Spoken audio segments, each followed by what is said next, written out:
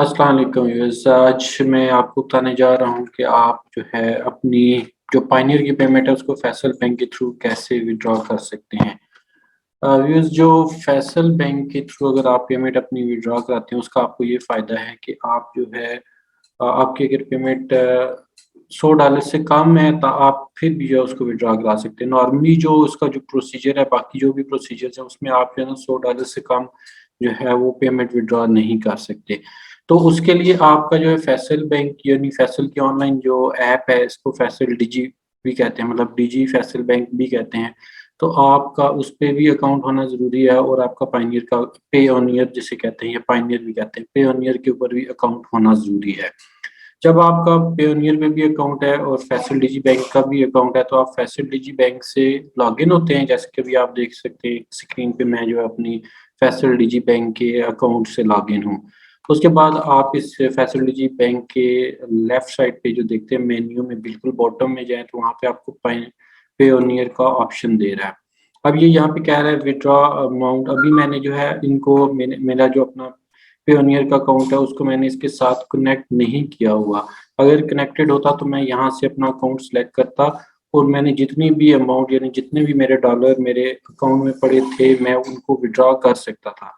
तो अब मैं क्या करूँगा, मैं पहले उसको इसके साथ कनेक्ट करूँगा। तो कनेक्ट करने का तरीका क्या है कि आप बैलेंस पे क्लिक करते हैं।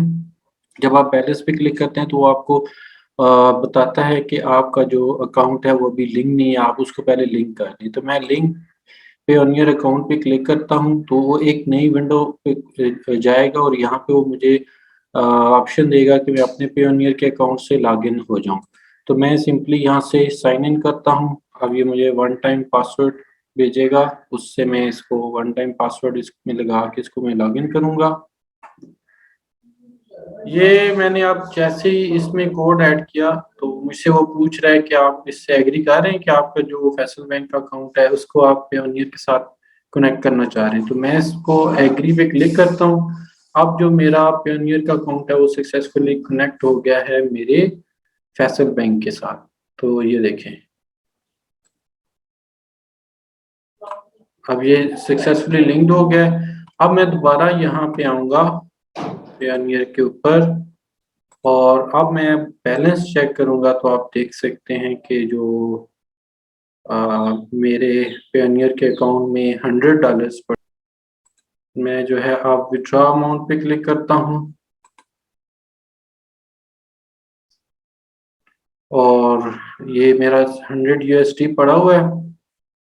मैं सारा का सारा ये निकलवाना चाह रहा हूँ। मुझे 178 जो है एक्सचेंज रेट, यहाँ पे ना एक्सचेंज रेट भी अच्छा मिलता है और मैं अपने इसी फैसल बैंक के अकाउंट में इसको मंगवाना चाह रहा हूँ। उसके बाद कितने पैसे मैं कितने निकलवाना चाह रहा हूँ, तो मैं यहाँ पे जो मेरे पास $100 हैं मेरे अकाउंट में, मैं सारे निकलवाना चाह रहा हूँ। मैंने सारे $100 लिखा, उसके बाद मैंने इसको नेक्स्ट किया और अब ये वन टाइम पासवर्ड जो है मेरे मोबाइल नंबर पे भेजेगा, जो कि वेरिफिकेशन के लिए होता है। तो ये मुझे जी ओटीपी आ गया वन टाइम पासवर्ड, मैं वन टाइम पासवर्ड लगाऊंगा और उसके बाद मैं इसको नेक्स्ट करूंगा। अब ये मेरा जो मेरे जो पायनियर से अमाउंट थी $100, वो मेरी पेयोनियर से यानी मेरी जो पेयोनियर से $100 अमाउंट थी वो अब मेरे अकाउंट में ट्रांसफर हो चुकी है।